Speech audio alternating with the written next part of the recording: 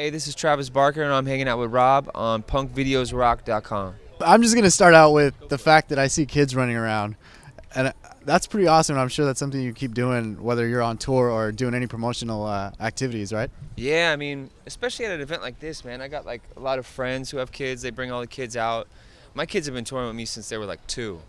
Like, my kids have done like punk rock tours with Rancid and Transplants to like tours with like Lil Wayne and Rick Ross and Nicki Minaj to anything I did with AM or whatever. So they're my road dogs. They've seen like the highs and the lows of both. So like a festival like this, a lot of the tattoo community too, like Joey Quintanari brings his kids out, or Franco Vescavi. They're all really good friends with a lot of people here too, so Nice, it's cool. That's cool. That's cool. I mean, does that make your schedules change a little more? Like, do you prioritize them? Obviously them, but whenever you're scheduling something, do you look at their schedules before you even do that? Yeah, I mean, if it's a tour I know they want to go on, I try to make sure they're there or whatever. I mean, Yellow Wolf is like their uncle, so if I was here without them right now, they'd be bummed, But yeah, they're big fans of everything. Prayers, my son tattoos himself with Sharpies. They've tattooed Gotta start on. 'em young. Yeah, they've tattooed me on my leg. I designated a part of my leg on my thigh for them. So yeah, man, it's cool. That's awesome. Now, music and ink. Where would each other be without the other? Yeah, I mean, I think they belong together. You know what I mean? Like usually, I don't know what the percentage is, but I'd say like probably like over half of any musicians usually have tattoos, whatever. Especially like this genre, like punk rock, hip hop.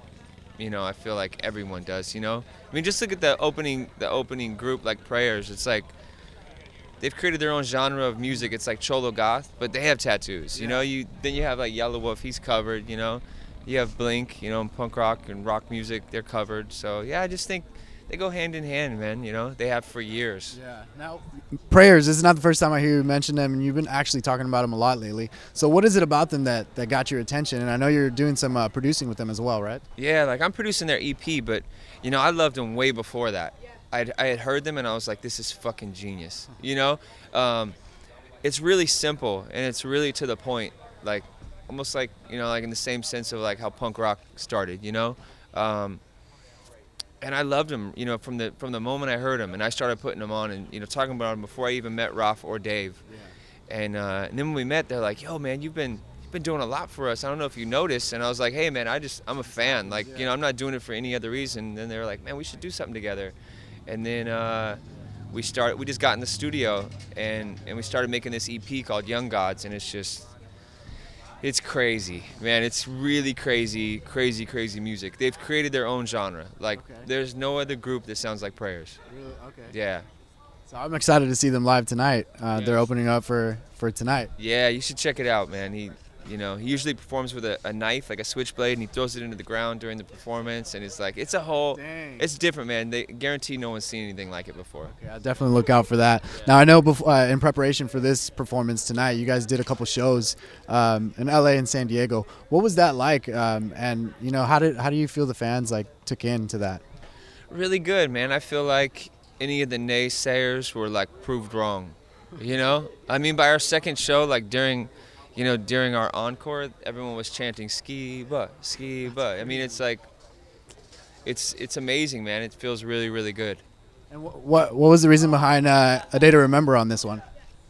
Kevin and all of ADTR are good friends of mine. Like Kevin's part of the Famous family. We've always like looked after him, and always been fans of what they did. And they were at my restaurant that I'm a part of called Crossroads, and we happened to just be eating there the same day, and I was like, "Whoa, you guys are here, what's happening?" Started talking, and I was like, "Yo, we're playing some warm-up shows before Muse Inc. If you guys want to roll." And they're like, "Roll? We want to play." I was like, "Are you serious?" He's like, "Yeah, like we don't need to talk to nobody, we don't even need to call our managers or booking agent, we're playing." It's a wrap. It was that easy, yeah. That's cool. And you did post on the Instagram, like, Rad Times hanging out with the guys, tour soon with a question. Yeah. That would actually be a sick tour if we can see something like that. Oh, it'd be so fun. I mean, that's the plan, We got a couple things we got to work out with Blink, but I mean, I think we share a lot of the same fans, and we're all good friends, and we're just, I think it's meant to be, it could be really Everything fun. happens for a reason. Yeah, for sure. Now, speaking of tour, you've gone on tour with, or you've actually worked with a lot of various artists, whether pop or hip hop or anything. And earlier this or last year, actually, I saw you with Demi Lovato opening up in L.A. Yeah. So I mean, how did that collaboration happen?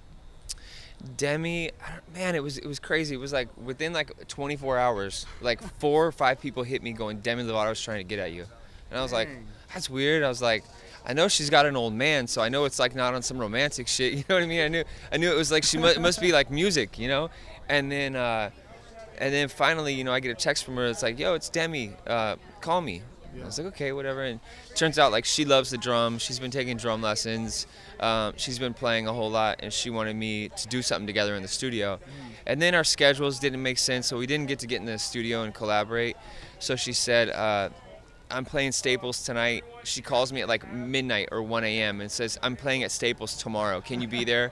And I said, yeah, just send me something so I know what I'm playing, because I don't know any of your songs, kind of a little bit because my kids might listen to it, but I need to know it. And then 10 hours later, I'm on stage with her at Staples, But that's always like, I love every genre of music. Like, everything's fun. For me, it's like, as long as I'm playing my drums, then I'm not doing anything that's out of the ordinary. Yeah. It could be for anything, man. I could be playing at Disneyland. You know what I mean? Whatever. I just like playing music. I like playing drums, and she's really, really cool. Yeah. So- Now I know you're doing stuff with transplants right now, and I've seen you post stuff with Wiz Khalifa and mentioned Kid Ink. What are the plans for like the solo album? I'm kind of just getting started. Like, I got a record with Run the Jewels, like Killer Mike and LP. I got a record with Tyga, Ty Dolla $ign, Kid Ink. I got a record with Bad Luck and Problem. I got a record with Wiz. So I'm just kind of gearing up. I have a couple records out to J. Cole, Big Sean. So I'm just doing like my same thing I did with Kendrick Drummer, get someone doing a hip hop album, Yeah. And then later on, I think this year I'm gonna do like a straight up punk rock album, but with all collaborations, just like I do hip hop albums, Okay. That'll be cool. Because no one's ever really done that. So you get like little pieces of everybody. That'll be cool. So yeah. Now, how are you able to focus, working on so many things at once and still be able to manage your time? Do you have like a certain formula that you go by? Staying sober. It's really easy, That's a like good one. before when I wasn't sober, it was a little more hard to juggle everything, but man, it's what I do, man. It's like it's really what makes me happy too, Same thing, Tim Armstrong's the same way, and we kind of feed off each other in a lot of senses. Like that, a routine and being in the studio making music every day is good, And how are you able to maintain being sober when you're, I mean, I'm sure on tour there's tons of like booze around you or anything around you. Yeah, I guess it's just a life choice. It's just a decision. And, I got people that I can call and stay in touch with that, have the same kind of, lifestyle. Yeah. So it makes it easy.